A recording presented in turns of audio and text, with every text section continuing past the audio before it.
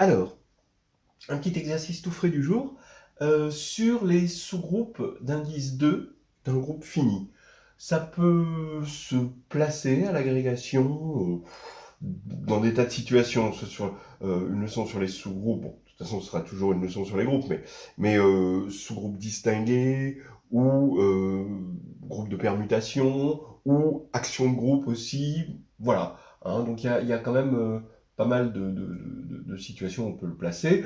En plus, le niveau est à la fois agrègue interne, hein, et agrègue externe, parce que on va utiliser le théorème de Cayley, donc le plongement de Cayley. Bon, ça c'est quelque chose qu'on voit dans les deux agrègues. Le lemme de Cauchy qui est quand même très très classique. Et puis encore là, c'est dans un cas particulier, très particulier, du lemme de Cauchy où c'est très simple. Donc voilà un exercice, mais il n'empêche que l'exercice est assez lumineux, il a quelque chose qui peut apporter du bonheur à une petite journée du mois de mai. Alors allons-y. Euh, L'exercice c'est le suivant. Montrer que si G est un groupe fini d'ordre 2n avec n impair, alors G possède un sous-groupe d'indice 2. Bon.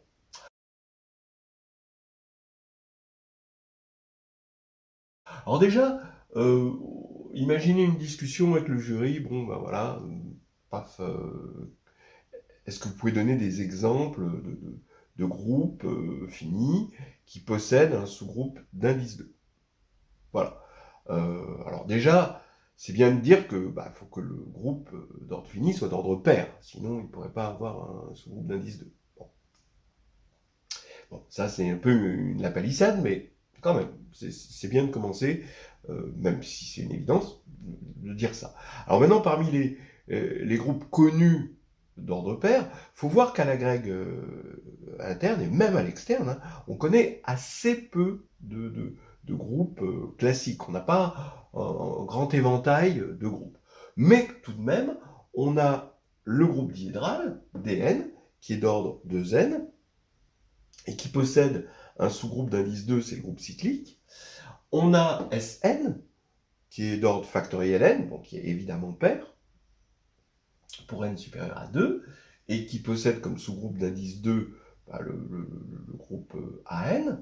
H8, alors là, H8 est intéressant parce que lui va posséder, donc H8, il possède, bon, déjà l'élément neutre, moins 1, et puis 3 éléments I, J, K et leur opposé, hein, moins I, moins J, moins K. Et on a I, vous avez les sous-groupes 1, donc il est d'ordre 8, évidemment, comme son nom l'indique, 1, I, moins 1, moins I, ça forme un sous-groupe cyclique, hein, d'indice 2, finalement, d'ordre 4, donc d'indice 2 dans H8, mais au moins, c'est un exemple où il en possède 3, parce que vous avez le sous-groupe engendré par I, le sous-groupe engendré par J, celui engendré par K. Bon, alors après, bon, c'est vrai que, voilà, quoi, c'est comme ça, on n'en connaît pas des masses, hein, des classiques, donc, bon, déjà c'est bien si on sait tout ça. Maintenant, contre-exemple, est-ce que vous pouvez donner un groupe d'ordre pair, évidemment, sinon c'est triché, qui ne posséderait pas un sous-groupe d'indice 2? Bon, alors là, il faut aller chercher du côté des groupes simples, parce qu'on sait qu'un sous-groupe d'indice 2 est forcément distingué. Donc on va prendre à 5, et à 5, il est d'ordre 60, d'accord, et il ne possède pas de sous-groupe d'indice 2, il possède des tas de sous-groupes, hein, ça c'est sûr, mais pas de sous-groupe distingué non trivial, et pas de sous-groupe donc d'indice 2. Bon, alors en général, vous prenez tous les groupes finis simples non abéliens, ils vont être d'ordre pair. Ça c'est un vieux théorème très classique et très puissant, et il ne possède pas de ce groupe d'indice 2. Mais là, on va avoir un groupe fini d'ordre 2n avec n impair. Alors déjà, le fait qu'il possède un sous-groupe d'indice 2, on peut toujours faire l'épilogue, avant même de commencer, c'est que ça voudra dire qu'un groupe simple, non abélien, ne peut pas être d'ordre 2n avec n impair. C'est aussi simple que ça. Voilà. Bah oui, parce que sinon il posséderait, si on suppose que ça c'est vrai, l'énoncé est vrai, il posséderait un sous-groupe d'indice 2, donc il serait distingué, et ce serait en contradiction avec le fait qu'il est simple. Bon, ok, alors on arrête de tourner autour du pot, maintenant on résout l'exercice.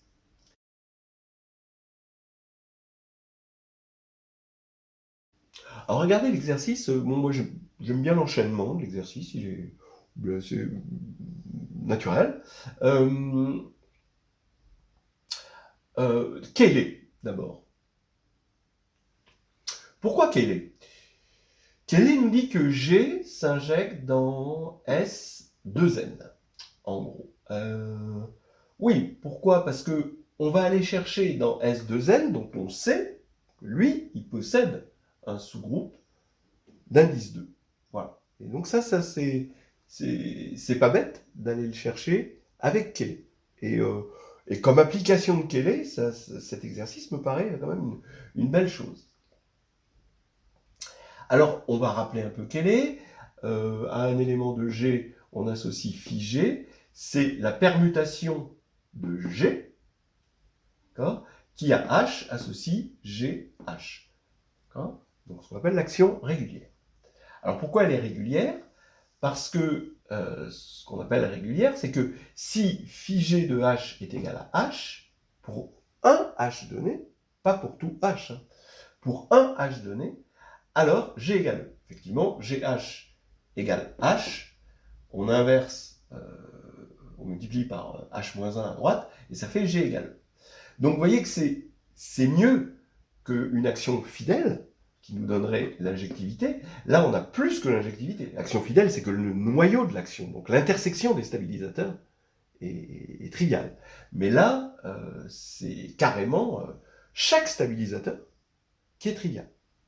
Donc à partir du moment où G est différent de E, phi G n'a aucun invariant. Voilà. Une action libre. On appelle une action libre. En tout cas, ce que j'appelle une action libre, peut-être ça a changé, je sais pas. En tout cas, dans pas mal de livres, ça s'appelle une action libre. Voilà. Alors, voilà déjà la chose, donc l'action de groupe qui nous donne un morphisme dans le groupe de permutation, voilà. Et on comprend pourquoi on va là-dedans, parce qu'on va aller y chercher un sous-groupe d'indice 2. Et donc maintenant, on va faire quelque chose d'assez naturel, d'aller chercher ce groupe alterné et d'aller chercher le quotient, puisque l'indice, l'indice 2, c'est mieux de le faire parler avec un groupe d'ordre 2. Et le groupe d'ordre 2, c'est forcément le quotient. Alors on y va, on a G qui s'envoie par phi, ici, G dans S2N, et ensuite on prolonge avec pi, la projection canonique, sur S2N, quotienté par le groupe alterné A2N, donc qui est isomorphe à 1-1, ça c'est le groupe d'ordre 2. Et donc maintenant, on cherche le noyau de cette composition.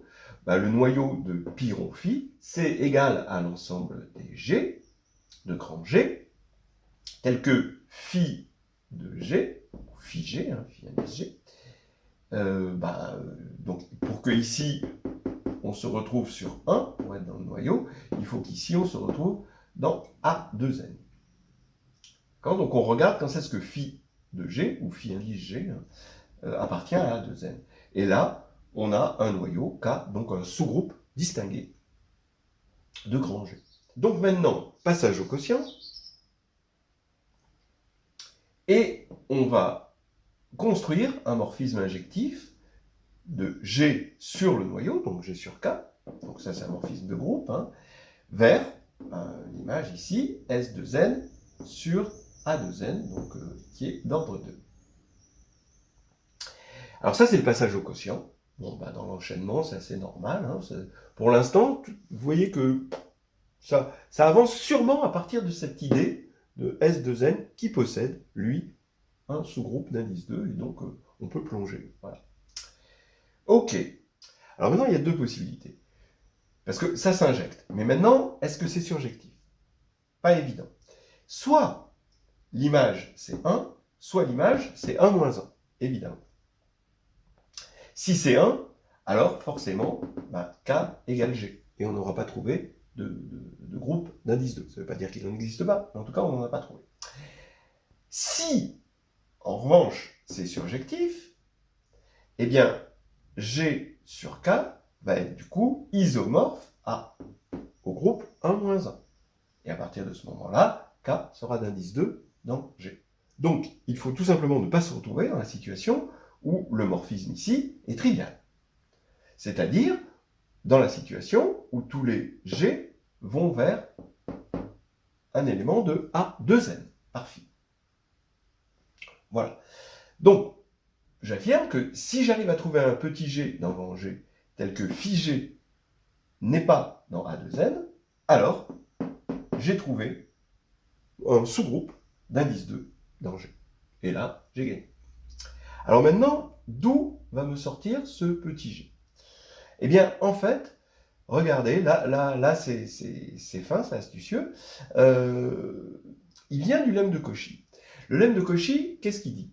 Il dit qu'à partir du moment où on a G, un groupe fini d'ordre 2n, on est sûr d'avoir un élément d'ordre 2. Pourquoi? Parce que 2, c'est un nombre premier qui divise l'ordre du groupe. C'est ça le lemme de Cauchy. Alors le lemme de Cauchy, il se démontre avec une certaine action de groupe sur un certain ensemble. Bon, c'est le truc classique. Mais là, pour P égale 2, quand le nombre premier est égal à 2, cet ensemble est vraiment tout simple. Regardez. Et ceux qui connaissent la preuve du lemme de Cauchy, essayez de faire le lien.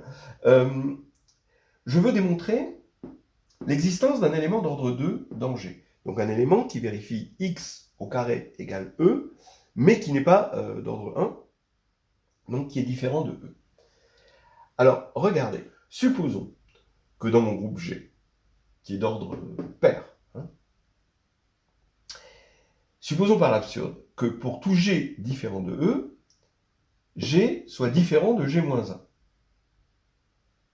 Bon, alors, on pourrait regrouper dans l'ensemble G des classes, en quelque sorte. On a E qui serait une classe singleton, et puis ensuite, G, G-1, G pour tout G dans grand G. Et il y aurait combien de classes? Eh bien, vous voyez que on aura rangé les éléments de G 2 par 2, plus l'identité qui est toute seule. Ce qui fait que G serait d'ordre impair. Voilà. Mais c'est absurde parce que G est d'ordre pair.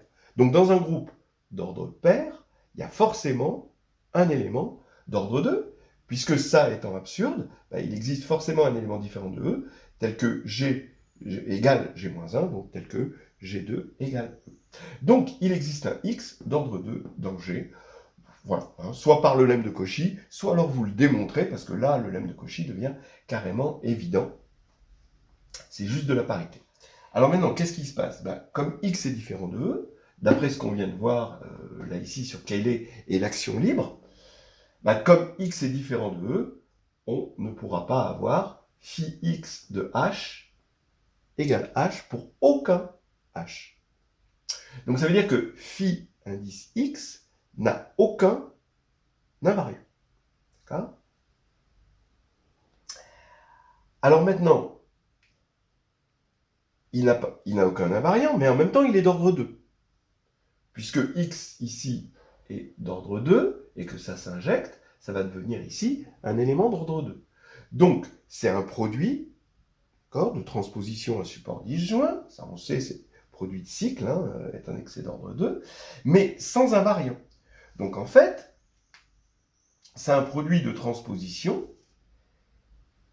Alors je les mets sous la forme G et XG, d'accord? Donc G va aller vers XG, et XG, quand on multiplie par X, comme X est d'ordre 2, on retombe sur G. Voilà. Donc voilà les transpositions. Mais maintenant, combien il y a de transpositions?